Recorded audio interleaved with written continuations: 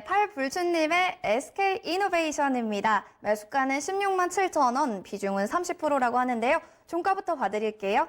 오늘 SK이노베이션 0.62% 하락한 16만 500원에 마감됐습니다. 이광무 전문가님 진단 부탁드리겠습니다.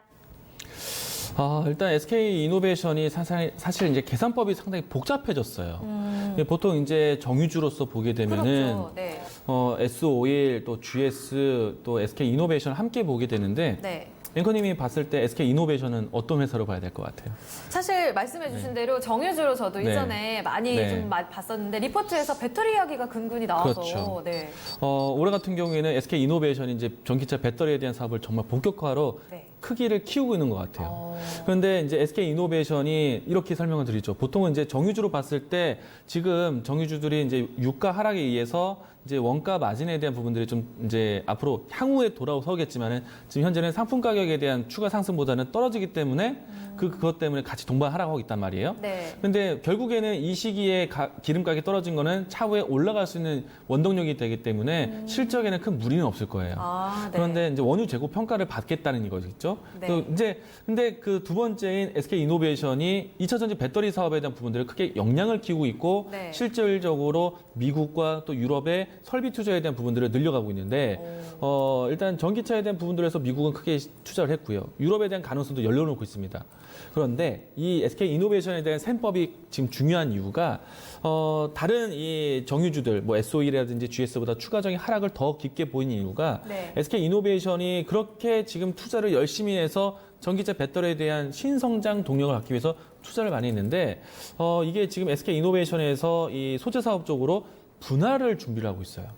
그러면 일단은 지금 현재 SK이노베이션 이름에서는 투자를 많이 했다가 나중에 분사했을 때는 그 회사가 알짜적인 배터리 사업을 가져갈 텐데 그러면 이 회사는 투자만 한 꼴이 될 수도 있잖아요. 물론 이제 이건 세법은 앞으로 분사되었을 때 그 부분들에 투자에 대한 부분들을 나누는 것인지에 대해서는 저는 좀 더 봐야겠지만 네. 계산법이 상당히 복잡해지잖아요. 그렇죠? 그러네요. 포인트 자체가 네. 명확하지가 않은 것 같아요. 근데 만약에 저 같은 입장에서는 만약에 SK이노베이션에서 이 2차 전지 배터리 사업에 대한 소재로 분할을 하면은 네. 그 회사는 저는 볼 거예요.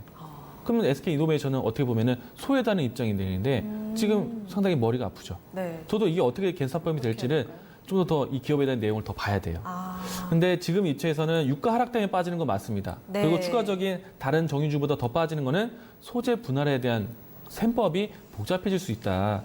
그래서 만약에요, 유가가 지금 현재 52달러 선에서 나타나고 있는데 네. 60달러 선까지 단기적인 반등이 나온다. 그러게 되면은 이 주가도 올라오게 되는데 그때는 이 종목을 좀 정리할 수 있는 기회를 잡으셔야 돼요. 그래서 지금은 유가 하락에 대한 부분들은 좀 단기장 이루어졌지만은 이번 주에 G20 재무장관 회의 또 이달 말에 이 G20 정상회의를 지난다라면은 네. 미국과 중국의 무역 분쟁 때문에 경기 불화에 대한 우려가 좀 사라지면서 유가에 대한 반등도 나올 수가 있어요. 그래서 그 시간까지는 좀 인내하시고 네. 유가에 대한 상승이 나타났을 때 동반 상승한다라면은 오히려 정리 관점을 같이 보자라고 얘기를 드리도록 하겠습니다. 네. 네. 그래서 지금은 기술적인 차트의 위치에서 본다라면요. 반등치를. 다른 정유주 대비해서 실망 매물이 크게 나오지는 않을 거예요. 물론 깊이 있게 조정을 받았지만은 만약에 이제 유가 상승에 의해서 올라온다라면은 17만 5천 원대까지는 조금은 좀 반등에 대한 여지는 있지 않을까 생각이 되고 있고요. 그리고 유가 상승에 대한 부분들을 좀 밸류를 좀 본다라면은 지금 52달러 선까지 빠졌지만은 저는 이제 경기에 대한 부분들이 조금 미중 무역 분쟁이 해소된다라면은 60달러 선까지는 무난하게 올라올 것 같아요. 그래서 60달러 선에 대한 올라오는 추이를 보시면서 같이 이 종목도 정리 관점 자리를 기다리자라고 이야기 드리겠습니다. 네.